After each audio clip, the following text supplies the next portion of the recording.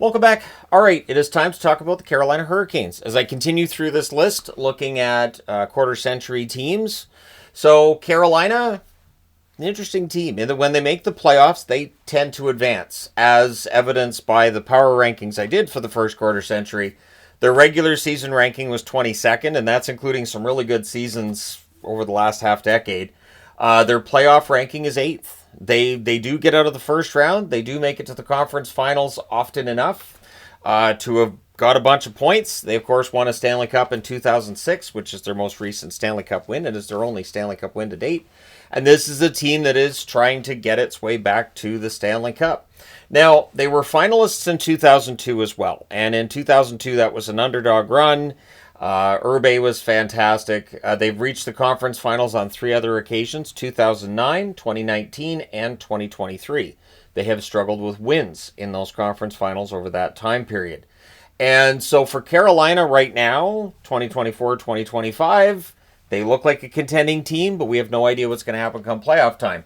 But if you're a Carolina fan, it must be nice to see them in the playoffs every year, because from 2010 until 2018, they were not in the playoffs. So where it gets weird with Carolina is 2009 and 2019, they made it to the conference finals both times, and in between they didn't make the playoffs at all. So very much a feast or famine team over that time period. Now, the grade I'm giving them a B. They've got a Stanley Cup win. They've got a Stanley Cup final. They've got 3 conference final appearances. The only thing keeping them from an A is that long time period without making the playoffs. That, to me, drops them from an A down to a B. Not that the grades are to be taken that seriously, but I figured, sure, B for Carolina, to me, works. Now, their leading scorer from January 1st of 2001 through the end of last season, 2023-2024, is Eric Staal. Eric Staal, 909 games, 322 goals, 453 points, or 453 assists, 775 points. Staal, of course, a big part of that 2006 run to the Stanley Cup, where they won it. Sebastian Aho, 598 games, 254 goals, 303 assists, 557 points. Aho is an interesting one. I still feel like there's more offense than what we see from him. I think there's a dynamic forward there. I think he could score 100 points in a season. I don't know that he'll ever do it, but I think he could. Brenda Moore, as the player, 627 games, 166 goals, 279 assists, 445 points.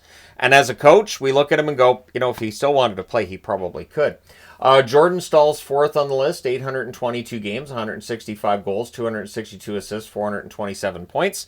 At this stage in his career is more of a defensive forward, although he has shown some offensive outbursts throughout the season.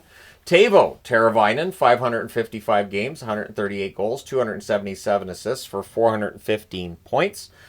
Jeff Skinner, 579 games, 204 goals, 175 assists, 379 points. Eric Cole is on the board. 557 games, 168 goals, 195 assists, 363 points. Ray Whitney makes the top 10 as well. 372 games, 119 goals, 215 assists for 334 points. And we have a tie for 10th between Svechnikov and Williams, or I guess a tie for 9th.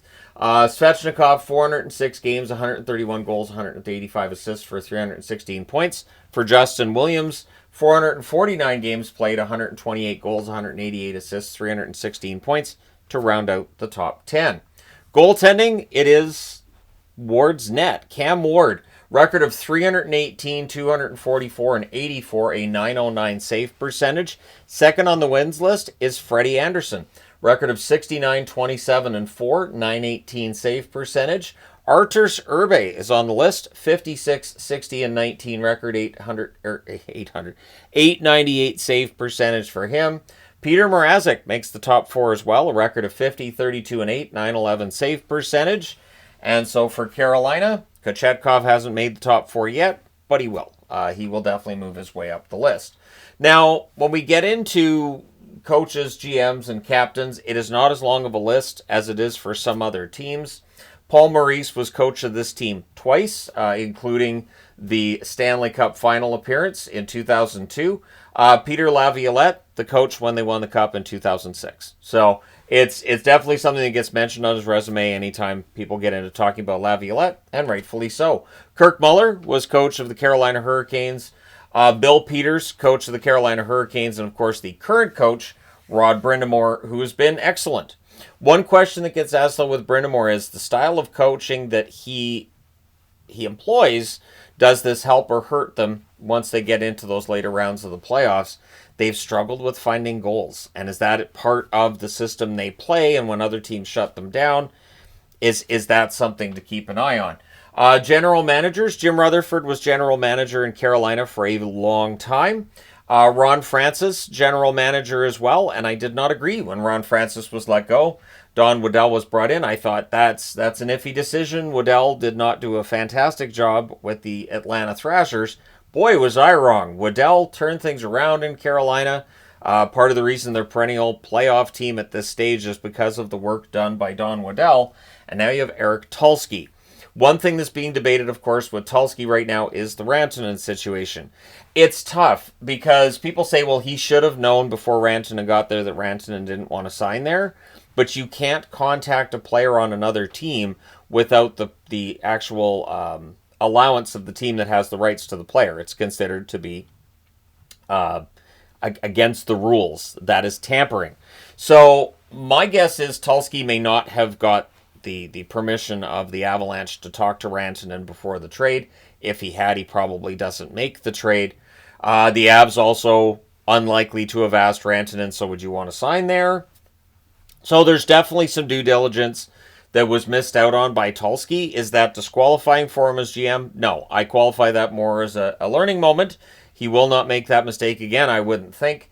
And they still get Stankoven out of the deal. So I still think Stankoven's going to be a really good player to the point where I think he's going to be a two-way star in the National Hockey League. So Tulsky, there's still some work to be done in Carolina, but if they win in the playoffs, everything will definitely be forgiven. And then you get to the captain's list. Ron Francis on the list.